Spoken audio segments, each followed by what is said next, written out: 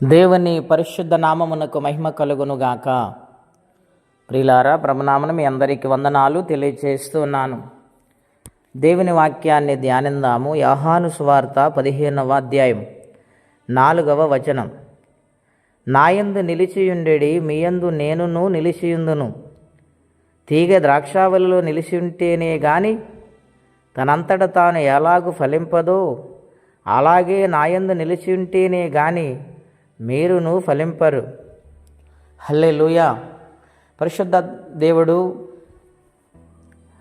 ఈ ఉదయకాల సమయంలో మనతో మాట్లాడుచున్న ప్రత్యేకమైన మాటలు ఏమనగా, నాయందు మీరు నిలిచి ఉండాలి అని అంటూ ఉన్నారు ఆయన. నాయందు మీరు నిలిచి ఉంటే మీరు ఫలిస్తారు. నేను మీతో ఉండాలి, మీరు నాతో ఉండాలి.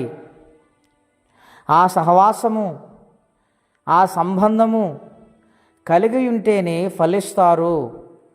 తీగ ద్రాక్షావళులుంటే ఫలిస్తుంది, వేరుగా ఉండి ఫలించదు. గనుక ద్రాక్షావళి నేను, తీగలు మీరు. అవును ప్రియులారా, పరిశుద్ధాత్మదేవుడు మనతో మాట్లాడుచున్నారు. ఆయనలో మనం ఉన్నామా? ఆయనలో మనం ఉన్నామని ఏ విధముగా మనకు తెలుస్తుంది? మన జీవితంలో జరుగుతున్న కార్యాలను బట్టి, అద్భుతాలను బట్టి, ఆశ్చర్య కార్యాలను బట్టి మనకు తెలుస్తుంది. ఆయన ఒకనాటి జీవన పరిస్థితి ఏ విధముగా ఉన్నది, ఈనాడు దేవుడు ఇంతగా నన్ను ఆశీర్వదించారంటే ఆయన నాతో ఉన్నారని మనం అర్థం చేసుకోవాలి. గనుక ఆయనతో ఎల్లప్పుడూ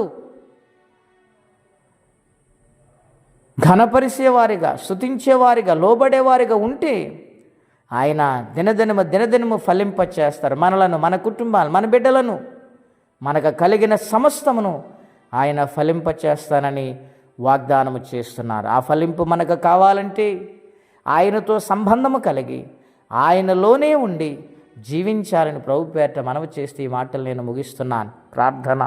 అత్యంత కృపగలిగిన దేవా, ఘనమైన మీ నామం కొరకై స్తోత్రములు. నేను ద్రాక్షావళిని, మీరు తీగలు. నాలోను వింటే మీరు ఫలిస్తారు. నాకు వేరై ఉండి మీరేమీ చేయలేరని మాతో ప్రేమతో మాట్లాడుతూ ఉన్నారు ప్రభువా. అవును నాయన, ప్రతి విషయంలో కూడా మీకు లోబడి మీలో ఉండి ఫలించే జీవితం మా అందరికీ మీరు దయచేయండి. ఎవరి కష్టములో, బాధలో, ఇబ్బందులో, ఇరుకులో ఉన్నారు వారిని ఒక్కసారి మీరు జ్ఞాపకం చేసుకుని సహాయం పంపించమని, ఈ దినము నాయన దీవెనకరంగా మార్చమని, ఫలించు జీవితాలు అనుగ్రహించమని యేసుక్రీస్తు వారి పుణ్యనామమున ప్రార్థించి స్తుతించి వేడుచున్నాము తండ్రి. ఆమెన్. దేవుడు తన కృపచేత మనలను దీవించునుగాక. ఆమెన్.